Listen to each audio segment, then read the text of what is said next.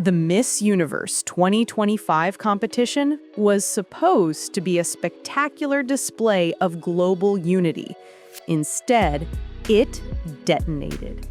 Within days, the event was consumed by high-stakes corporate warfare, allegations of abuse, a delegate mass walkout, and an international legal showdown culminating in an actual arrest. This wasn't just drama. It was the total failure of governance that exposed the toxic commercial pressure underlying the beauty industry. These 10 shocking moments turned the 74th Miss Universe into the pageant implosion. The world stopped watching the crowns and started watching the chaos. Let's begin.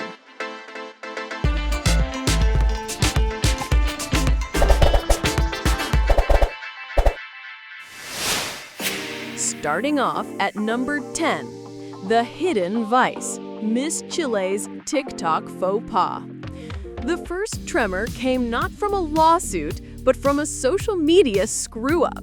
Miss Chile, in a mall, sparked global criticism after she posted a now-deleted before and after makeup video. The problem?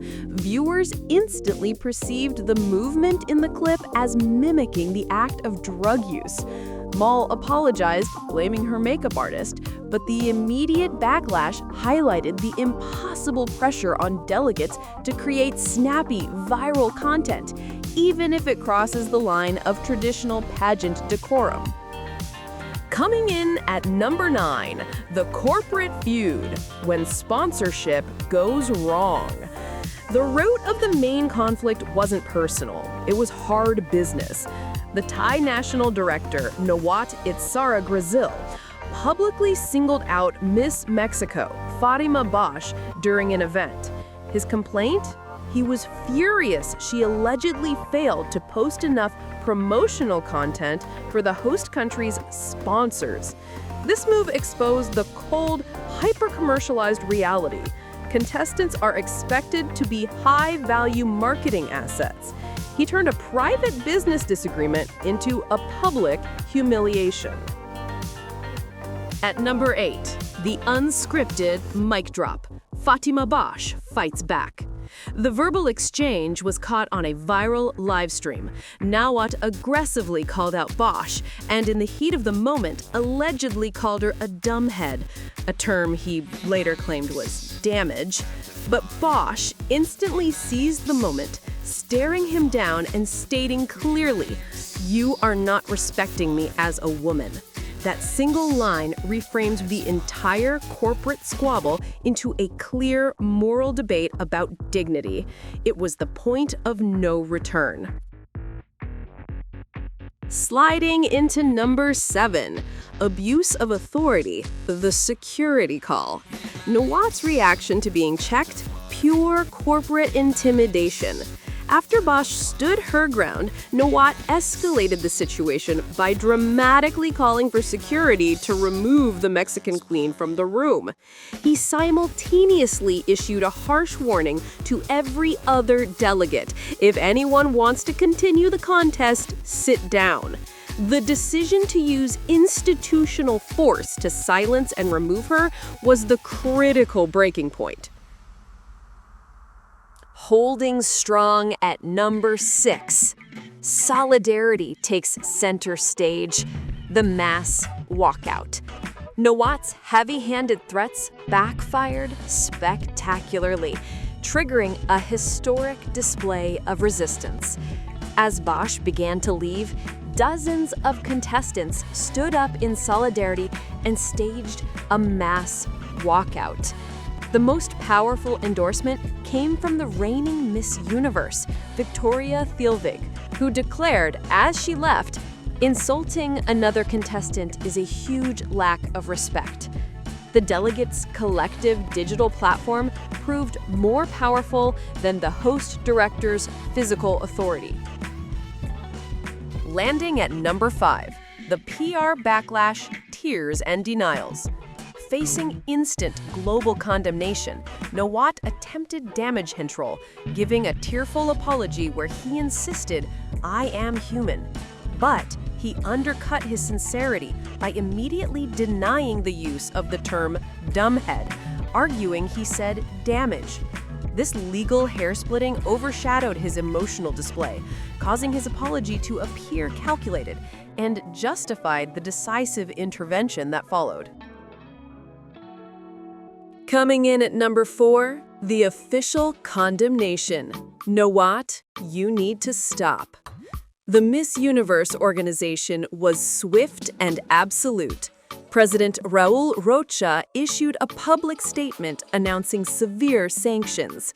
Nawat was immediately restricted or banned entirely from all events. Rocha called his actions public aggression and stated plainly, Nawat, you need to stop. This aggressive public restriction confirmed the MUO saw Nawat's conduct as an existential threat to its modernized, empowerment-focused brand identity. Making waves at number 3, the legal gauntlet, corporate mandate for malicious acts. Beyond a simple sanction, the MUO transitioned the crisis into a legal war. President Rocha publicly ordered the CEO to prepare for all legal actions against Nawat, specifically using the term malicious acts. This mandate confirmed the high-value emotional dispute was merely the tip of the iceberg, masking a deep, pre-existing corporate conflict that the organization was prepared to fight in court. Rising high at number 2. The toxic side plot, Alicia Machado's racist outburst. As the primary conflict unfolded, a toxic secondary plot emerged.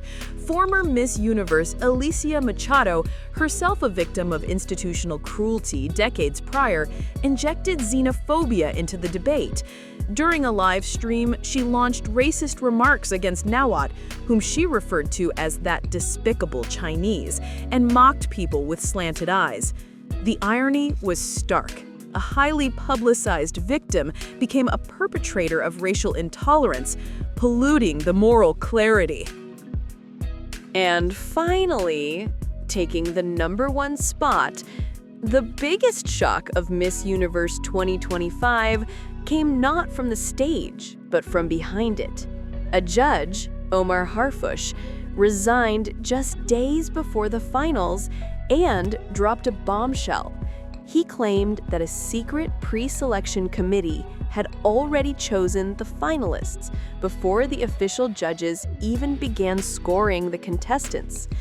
According to Harfush, this alleged impromptu jury allegedly held private meetings and narrowed down the top 30 outside the standard judging process, a move he said undermined the transparency of the competition.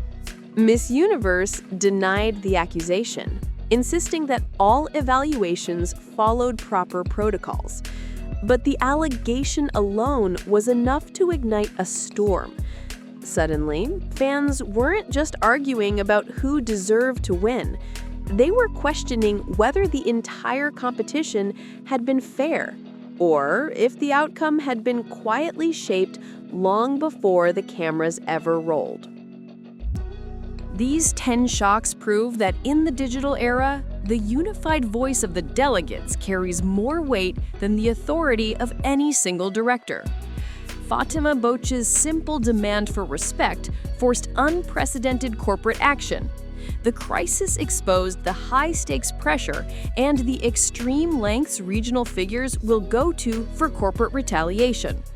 The future of pageantry will be adjudicated on social media, demanding impeccable ethical conduct. Which scandal was the most chaotic? The walkout, the racist rant, or the director's arrest? Tell us your thoughts below. And hit that subscribe button. The implosion is just beginning. Mabuhay, Queens.